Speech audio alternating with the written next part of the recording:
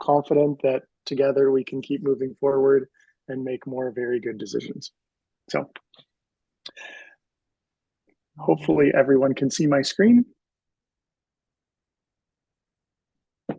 We can. It says All right. sometimes. Yes, we can. Yeah. Excellent. Thank you.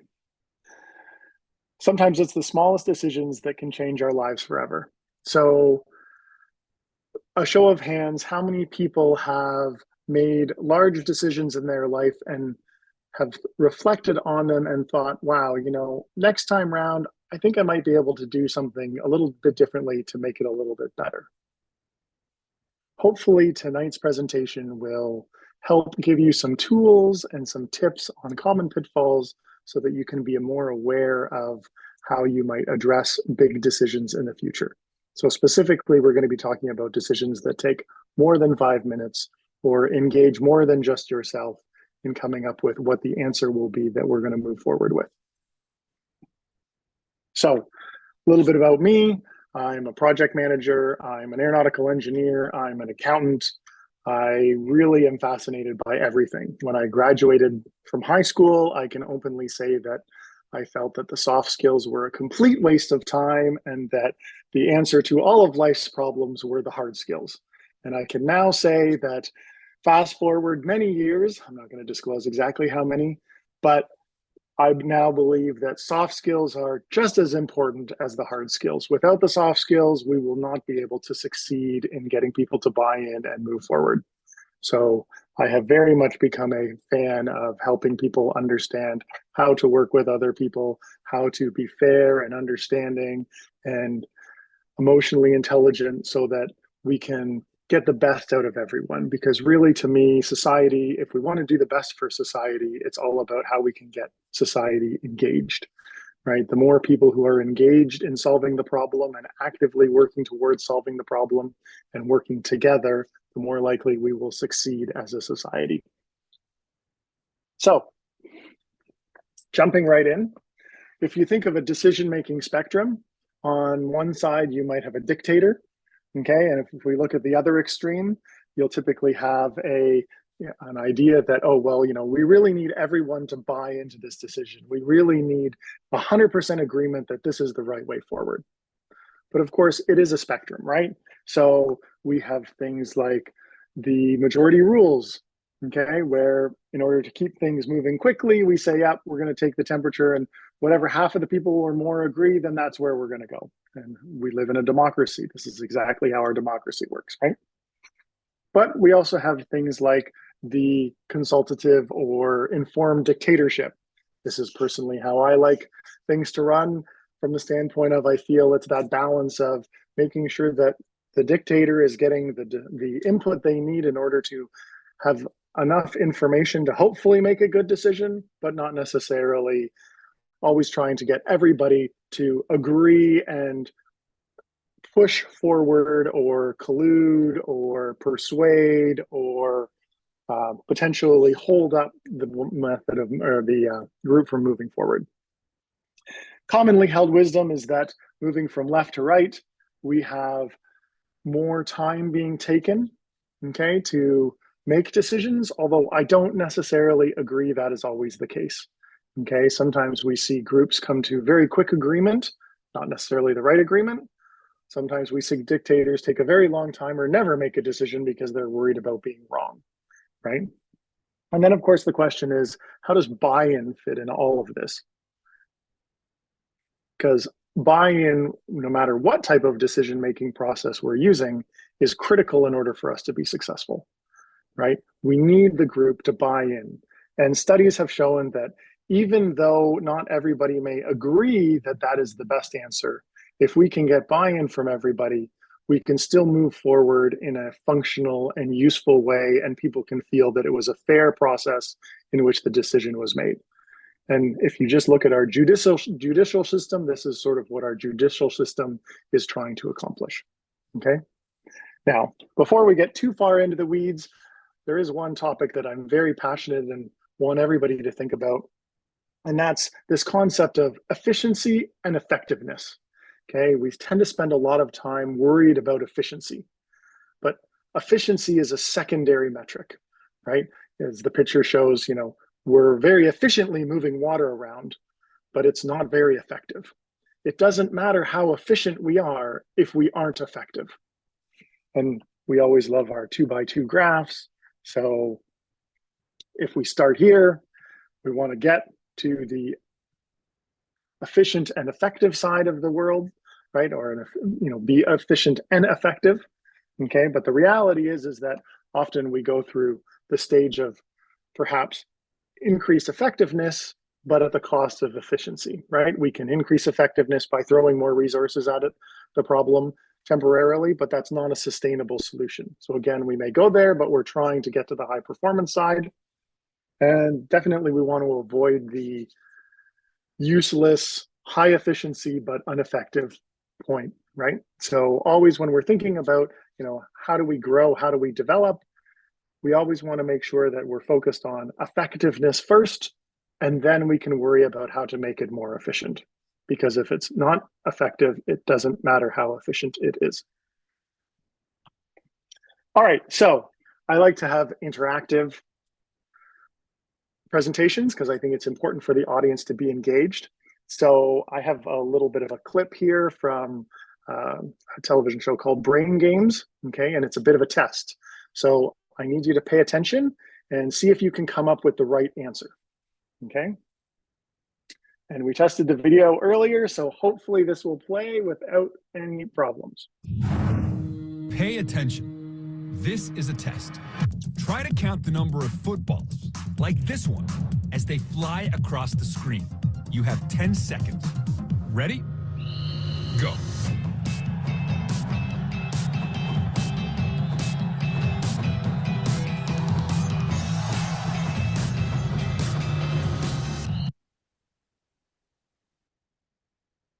Okay, so if people could just put in the chat what they think the correct number was, that would be great.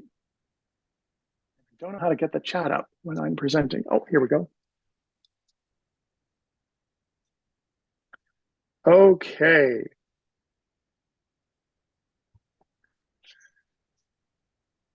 Awesome. So somewhere around 29. Yes, and Joanne spilled the beans. How many people saw that the answer was on the scoreboard? And I contend the answer on the scoreboard was wrong, and that my answer counted manually is right.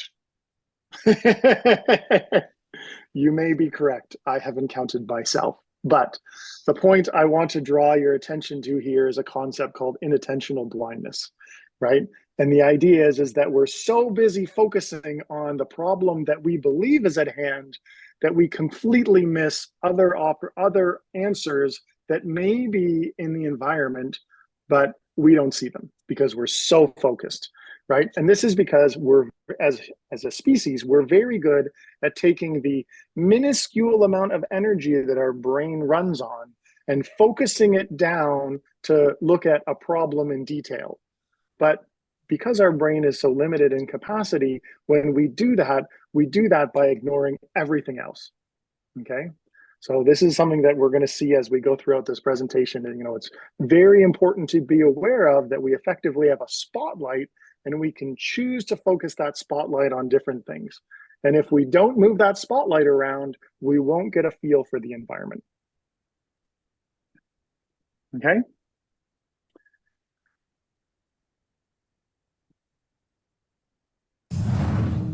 Okay, so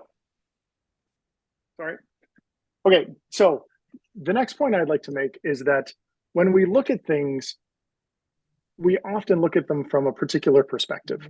And when we do that, we often find ourselves or if we don't step and look at them in other perspectives, we may not see alternative information that is present, okay? So again, taking the intro from Brain Games, if anybody hasn't seen it, you have a number of Rubik's Cubes hung in 3D space that for the most part look like randomly hung, right? But when we actually move to a different perspective, we find that they aren't randomly hung. From this perspective, they actually spell out the word brain, right? So again, as we're going through decisions, it's important to look at these other perspectives. And there is an acronym called NAHITO. I don't know if you've ever heard of it. The acronym spells out nothing interesting happens in the office. In other words, get out and go where the action is, right? So experience the view from experience the problem from other points of view: the customer, the employees, operations, users, support staff, security officer, privacy compliance officer, whatever the issue is, go out and try and find other ways of looking at what the question that's being asked is, okay? All right, so Einstein has been credited with saying, although in doing my research on this quote, it seems that while he's been credited with saying this, there is actually no conclusive evidence that he actually ever said this, which is interesting. I'm gonna have to start looking at more quotes because I didn't realize that, this is sort of an issue where people are credited with saying things that they maybe never really said. But anyway, so it does come down to the question of looking at a decision, how much time are we spending looking at, well, what should I be doing? Versus how much time should we be spending trying to understand the problem that we're trying to solve, right? And I would argue that most of the time we jump into decision-making mode, and the challenge is going to be for us to continue to persist in the problem understanding mode, delving deeper in the problem, looking at it through different frames, right? Trying to move that spotlight around to understand what else is around. So what makes up a successful decision? Well, that entirely depends on the decision that you're making, right? There is no preset criteria, okay? Peter Drucker is attributed with saying, you can't improve what you don't measure. Well, if we're gonna make more successful decisions, shouldn't we be clear on what might constitute a successful decision? We need to take that spotlight, move it around, and identify the characteristics that later we're gonna say, yep, those were the things that really mattered, so that we can pay attention to those things when we're making the decision, okay? So I'm gonna argue that no matter what criteria we look at for making a decision, if we can't realize what it is we're setting out to solve, it doesn't matter how good all the other boxes were, okay? It has to be realizable. Okay, it has to be executable. And we're project managers, we know that, right? If we can't execute it, it doesn't matter how great the decision was, it's pointless, right? Okay, so, sorry, obviously I had some animation in here I had forgotten about. All right, so we have our pros and cons list, right? This is the most common tool when people are making decisions. They use a pros and cons list. And what's interesting is that Benjamin Franklin actually suggested using a pros and cons list to a colleague. A gentleman wrote him about a job opportunity that he had. And Benjamin Franklin responded back and said, I'm sorry, I can't really provide you any useful advice on whether or not you should accept this job because I don't understand the job. But I can give you this moral algebra, he called it, and say that, perhaps if you use this tool, you might find that it's helpful, okay? And he basically summarized it as a weighted activity, saying, when I have thus got them all together in one view, I endeavor to estimate their respective weights. And where I find two, one on each side, that seem equal, I strike them both out. If I find reason pro equal to some 2 reason con, I strike out the 3. If I judge some 2 reason con equal to some 3 reason pro, I strike out the 5, and so on and so on, okay? What I find, I'm gonna skip forward here. And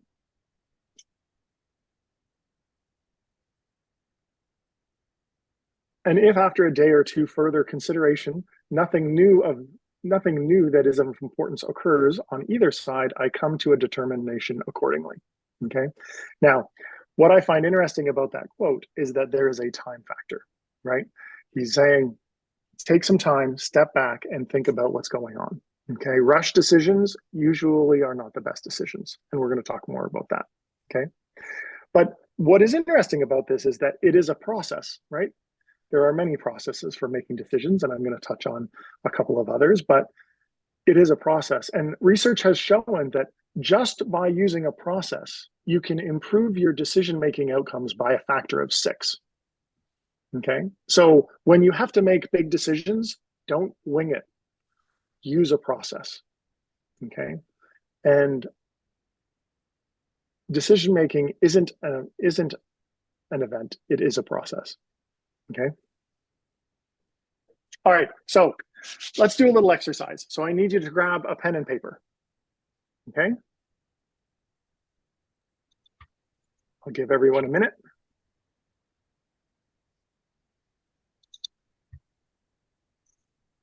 All right, so the first question is, what are the last 3 digits of your phone number? If you could just write down the answer to the first question, that would be great.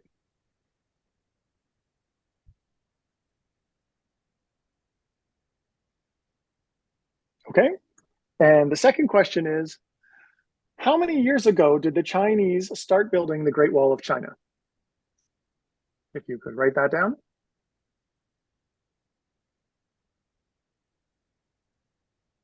Okay, now if you can type into the chat what your answer for the Great Wall of China is, that would be great.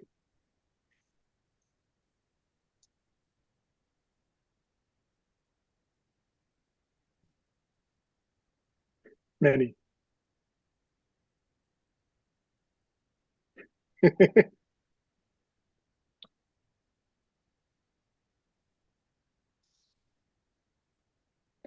All right, can we use Google? I love it. So I have to send out a little bit of admiration. The majority of people did not fall into the recency trap. Okay, most people, or studies have shown that many people will take information that they've been exposed to recently and use that to influence their decision on other facts, even when it is completely irrelevant.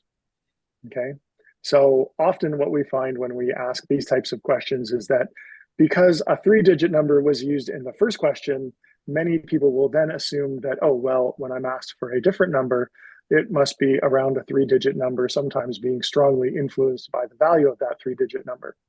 National Geographic reports that the Great Wall of China started being built some 2,500 years ago.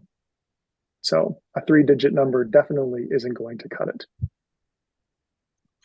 Okay, so common decision-making pitfalls, okay? Cognitive bias. So this is where we have an idea of what we think the answer should be, and we need to look for information. So we go out and start doing our research, and we tend to identify the information that matches what we think the answer is more often, okay? And we tend to brush aside or explain away the information that doesn't align with our answer, okay? So this is definitely a natural human habit, but it is something we need to be aware of because we need to counteract it, okay? Because it's going to bias our decisions in a way that isn't necessarily helpful, okay? Overweight common knowledge. So there were a number of studies that studied how or what types of information was talked about in meetings, okay? And how long that information was talked about in meetings. And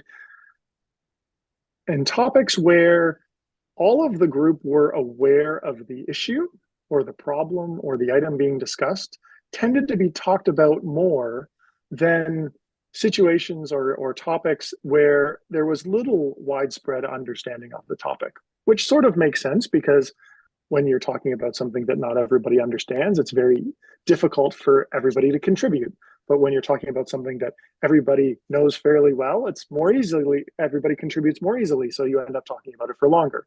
But the reality is that when you're talking about decision-making, okay, and you're trying to gather data, usually you want the data that not everybody understands. You want those problems that a small few people might be aware of that the rest of the group is ignorant of or doesn't have a working knowledge of. So how do we get those topics to be discussed more?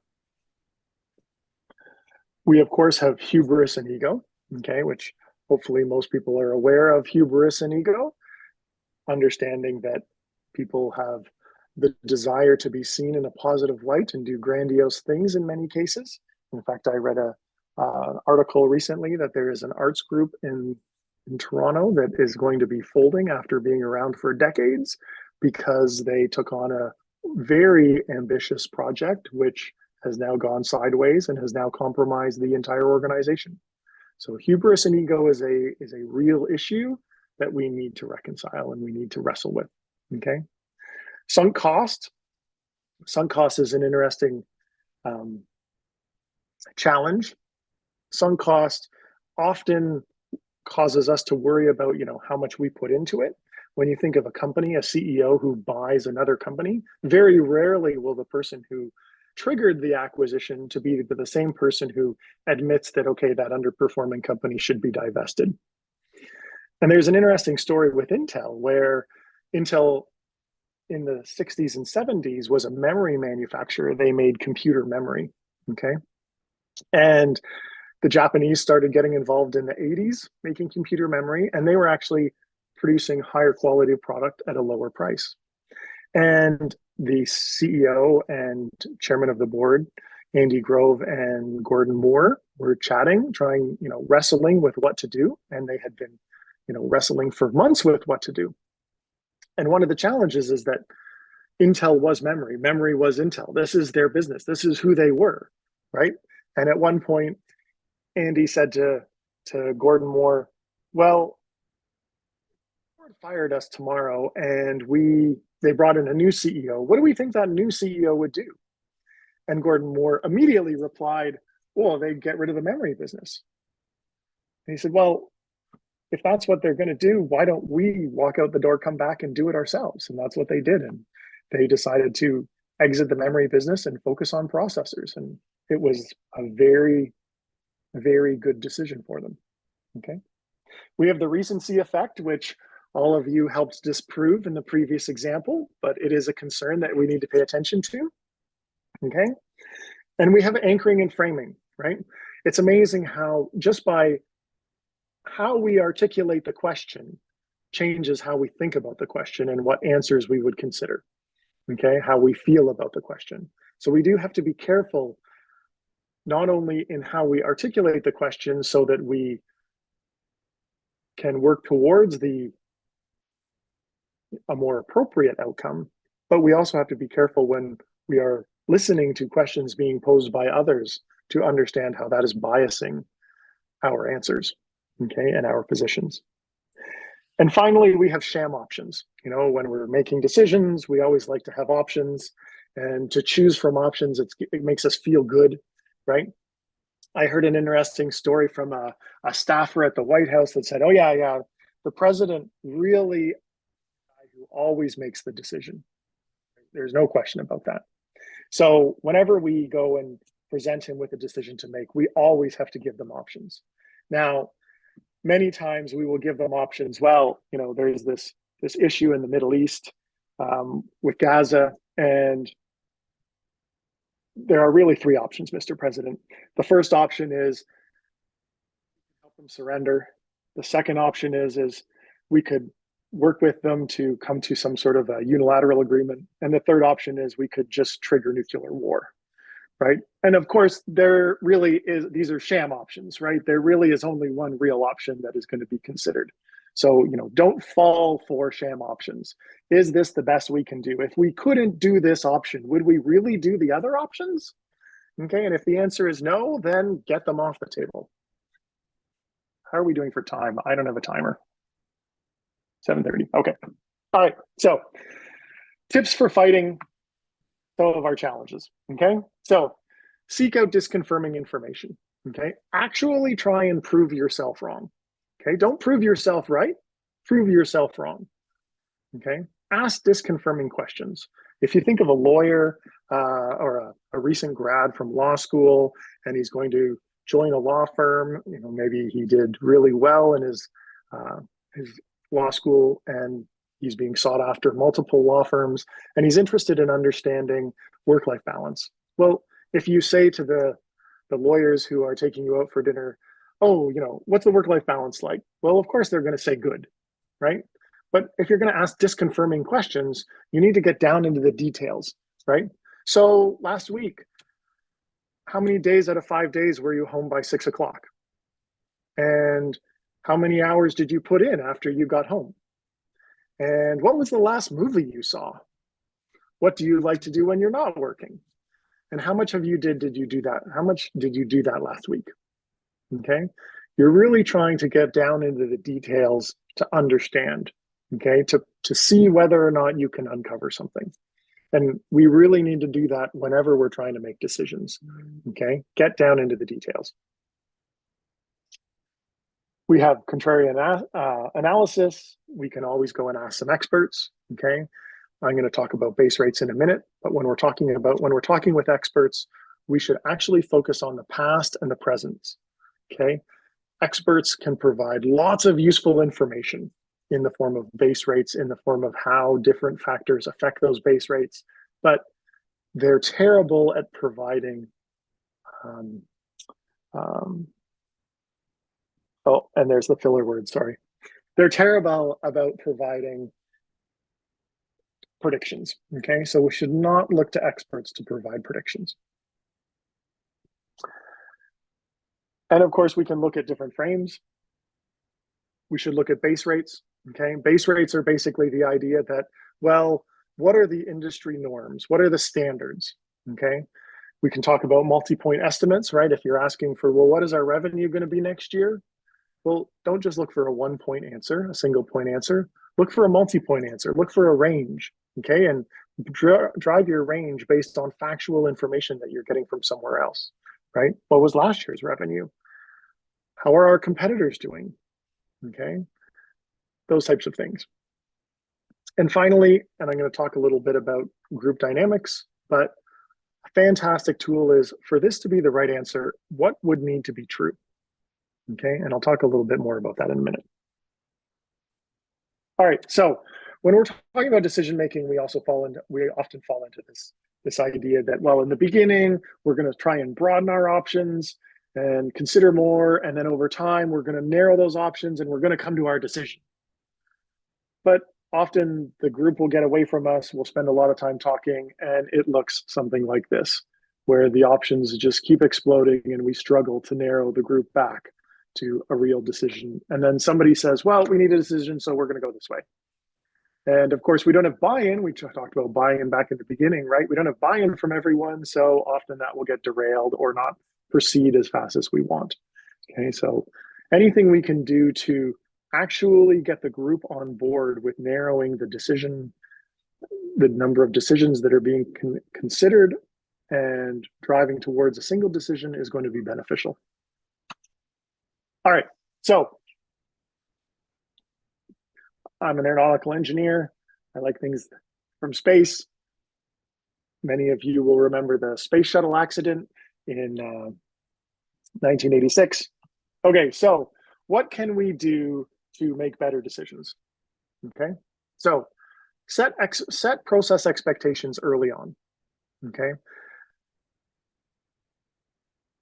have you ever sat in a meeting where discussion goes around and around and nobody can come to a decision? Okay, and at some point you start banging your head because you're talking about the same thing that you talked about earlier in the meeting.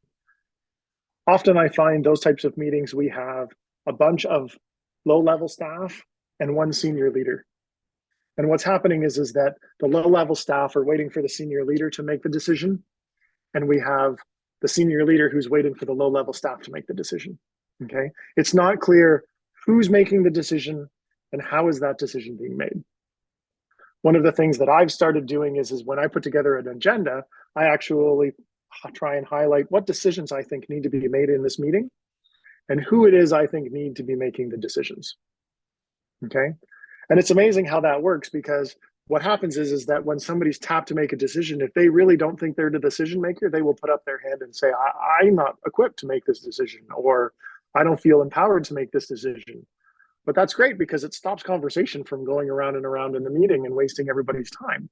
And then we figure out how we'll move forward. Okay. So review what parties agree on. I often think to myself when I think about this, how would our government run differently if at the beginning of every House of Commons sitting, they stood up and they talked about all the things that they do agree on as a whole group? Hopefully, we're working in the best interests of Canadians. We're trying to choose decisions that will benefit future generations, okay, and not burden them with undue financial or environmental responsibilities or issues that need to be addressed. So, talking about what we agree on is important. And going back to my earlier slide where we were trying to narrow the decision-making process, Eisenhower, he was the Allied Forces commander, had to come to agree, had to get the Allied Forces, had to get all of the commanders of the Allied forces to come to an agreement to enable D-Day to happen, okay? And this took months. And he accomplished this by a whole bunch of very small agreements. And when they would get together, they would talk about and just remind themselves at the beginning of the meeting, well, and we're all in agreement on this. And what else can we agree on? And it's amazing how when you highlight what you agree on, it shifts everybody from the perspective of, well, this is what I don't like, to, okay, well, these are the things I do like. And okay, maybe we can find a way to work this together. Okay, so highlighting where there is agreement in the group can often shift conversation from a negative position-taking approach to a more positive one.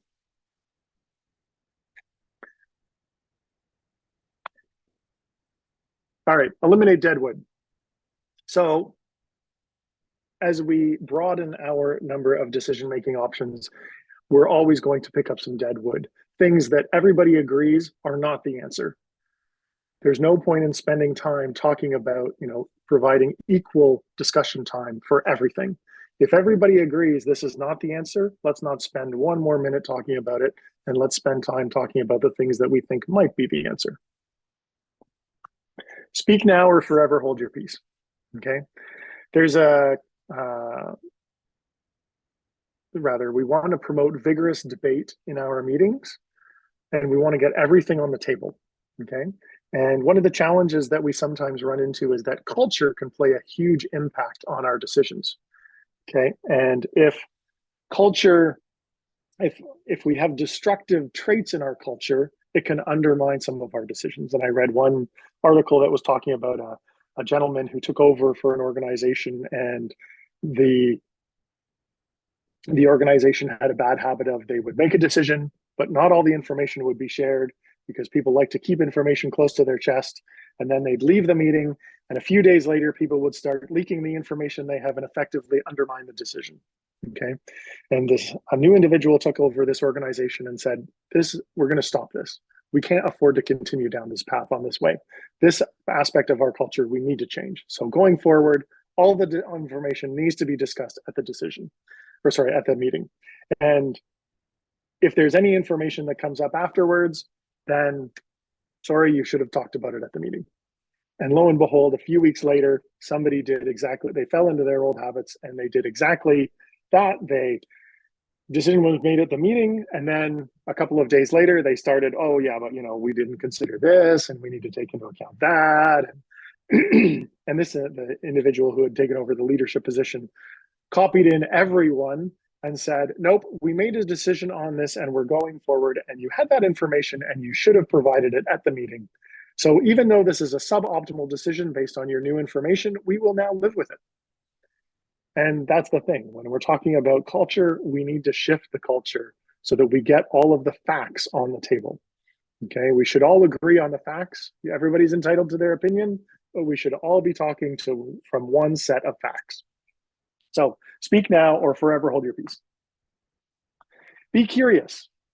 Explore disconfirming information, okay? In 1986, the space shuttle exploded. It was due to an O-ring. This is a problem that NASA knew about. In fact, it came up in the pre-launch meeting that there are O-ring problems. Somebody presented a graph that showed that at lower temperatures, there was O-ring degradation. The problem is that the graph also showed that at higher temperatures, there was also O-ring degradation. What was missing from the graph was the temperature where there was no O-ring degradation, in which case all the 17 flights where there was no O-ring degradation at a much warmer temperature. Okay. Space Shuttle Columbia also exploded in 2003. A large piece of foam fell off at launch. NASA actually had 2 weeks to potentially figure out whether or not there was a problem.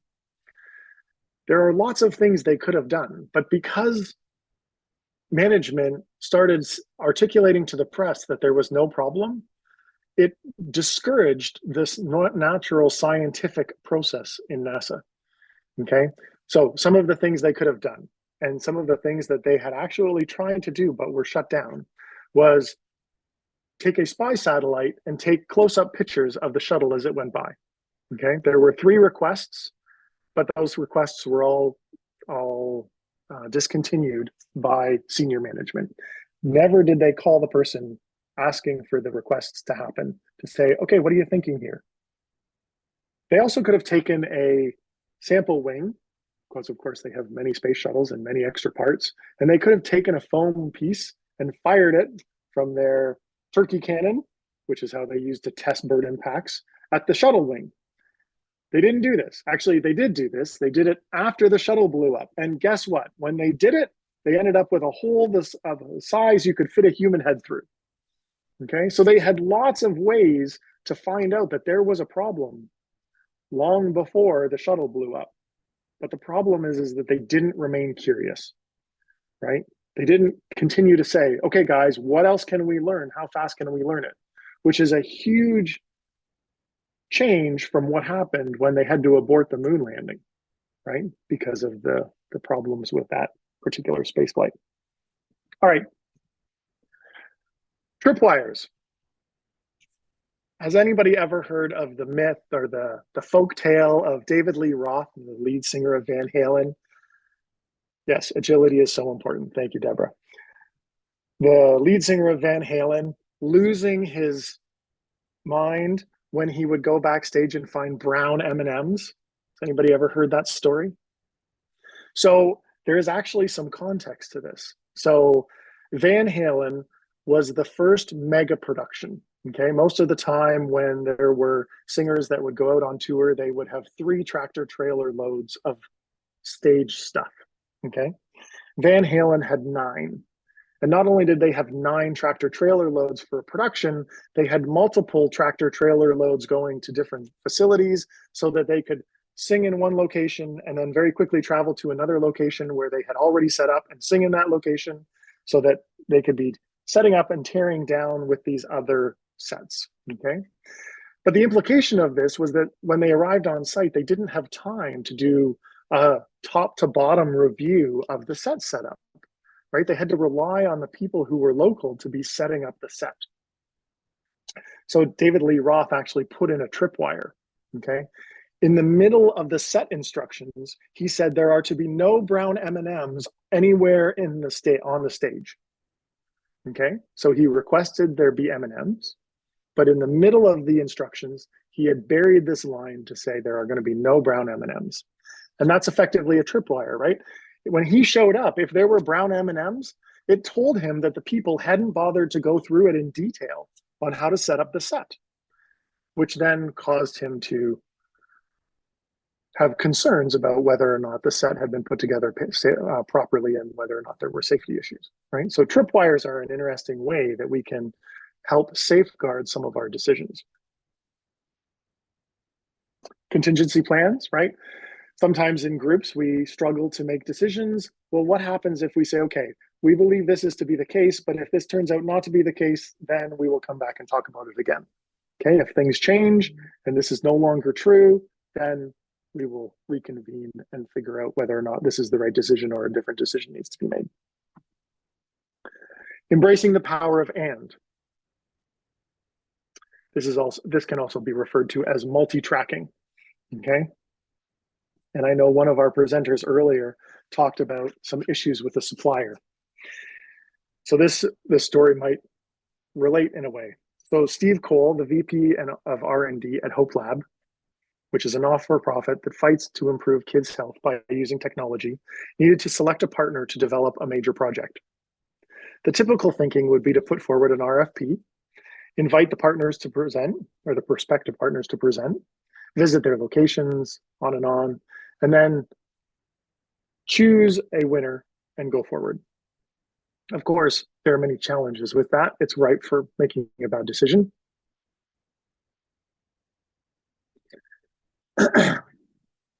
Thank you. So what Steve did was a little bit different. Perhaps less efficient in the short term, but maybe more efficient in the long term. He scaled down the first phase and engaged 5 firms to all do the first phase. Now, you may think, oh, what a waste.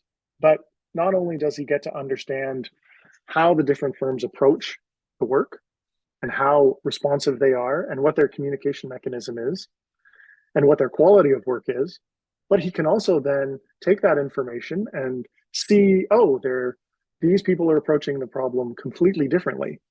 And these are ways that I had never would have considered. And maybe there are ways to take some of this and actually put them together and have the best of both worlds. So when we look at problems, sometimes slowing down allows us to speed up or get to a better answer. So that's embracing the power of and or multi-tracking. And of course, prototypes, right? How can we try things? We don't have to go big, right? Are there ways that we can start small? Think of Tesla and their Sportster, right? They wanted to build a car, but they didn't start out trying to build the Model E, right? Or the Model 3. They started out with a Sportster, which was a very small production run, very high end, focused on the biggest challenges they needed to solve to sharpen their pencils and their focus.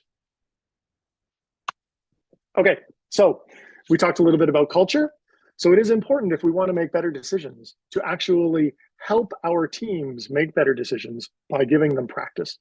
Okay, so choose a decision-making philosophy or process and try and use it regularly. Okay, just don't save it for just the big decisions. Use it on a regular basis so that people can develop that working muscle memory. They can develop that common language so that it's easier when they get to the bigger decisions and they'll just apply it without having to give it much thought. And this is, again, where it's always nice to say, for this to be the right answer, what would need to be true, right? It's an amazing way of flipping people from taking adversarial positions to being collaborative, because no longer are we saying, oh, well, we have to choose between your answer or my answer. Now we're actually working and keeping both answers in play and saying, okay, well, let's talk about this one first. For this to be the right answer, everybody, what would need to be true? And for the second option being considered, for this to be the right answer, what would need to be true? And the biggest naysayers are able to weigh in and say, okay, well, reasonably, we would need to worry about this and that. And then we can turn around and we can take the most difficult or least likely one to be true and try and go and prove it, right? And if it turns out to be true, well, then we take the next least likely one. It's a great question. I agree. All right, so I came across the work of Chip and Dan Heath. They have actually a number of books, which I have enjoyed many of them, so I highly recommend them. This process that I'm going to talk about is from their book called Decisive, and I have a list of references at the end of my presentation. But in general, they say there are 4 decision-making villains that we need to address, okay? And we've talked a little bit about most of these already. Narrow framing, confirmation bias, short-term emotion, so the idea that, hey, I've got a monkey on my back and I need to get it off, right? And I choose a way to get it off my back without really thinking about, well, what is that going to mean 10 days from now, 10 weeks from now, 10 months from now, 10 years from now, okay? And overconfidence. Well, I know what the answer is. We just need to go do it. So they talk about their wrap process, okay? To widen our perspective, right? When we're talking about problems, put them in other frames, okay? So for example, if we're buying a bomber, well, what does that mean? What else could we buy with that money? Well, a bomber is equal to approximately 30 schools in 30 cities. Well, now do we change how we see a bomber? That's a lot of schools that we could build, right? If we're having problems figuring out alternatives, well, we should use what they call the vanishing options test. If this option disappeared, maybe because it was deemed illegal or no longer viable or not practical, what else would we do? What else would we consider? Well, let's get that on the table and talk about that as well as this option that we're already discussing. Okay. Reality test our assumptions. How can we go out and look at base rates? How can we understand how those base rates are influenced by different factors? Okay. Reality test our assumptions. Attain distance. What's going to happen? How are we going to feel about this decision? One process they talk about is the 10-10-10 process. How are you going to feel about this from 10 days from now? How about 10 months from now? How about 10 years from now? Right? I have a personal process I like to run my ethics things through. If this was to end up on the front page of the newspaper tomorrow, how would I feel about it? If I wouldn't be comfortable with it, then I better be making a different decision. So and prepare to be wrong. So we're terrible at predicting the future. We just need to admit it. Rather than allowing that to paralyze us, we should find ways of anticipating that we're going to be wrong and either taking smaller steps and or putting in mitigation plans to address when we are wrong, because we're going to need those, right? 100% of forecasts are incorrect in my experience. Okay, so if you only take one thing away, and hopefully you've taken many things away from this presentation, but if you only take one thing away from this presentation, I want you to understand that single alternatives are a recipe for disaster. And this is what was led to in the summary for this presentation, okay?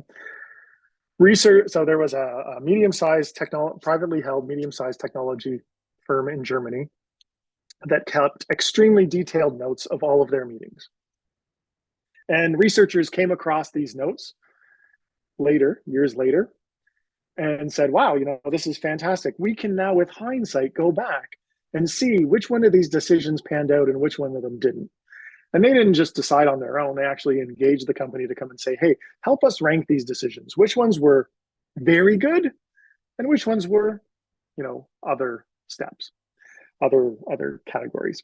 And what they found was that of the single alternative decisions, the ones where we're saying, should we do this? Shouldn't we do this? Can I go do this? No, I shouldn't do this, okay? Those single alternative decisions, only 6% of them were ranked very good, okay? But what's interesting is that if they looked at the times where they had multiple options on the table, multiple alternatives that they were considering, they ranked 40% of those decisions very good, okay?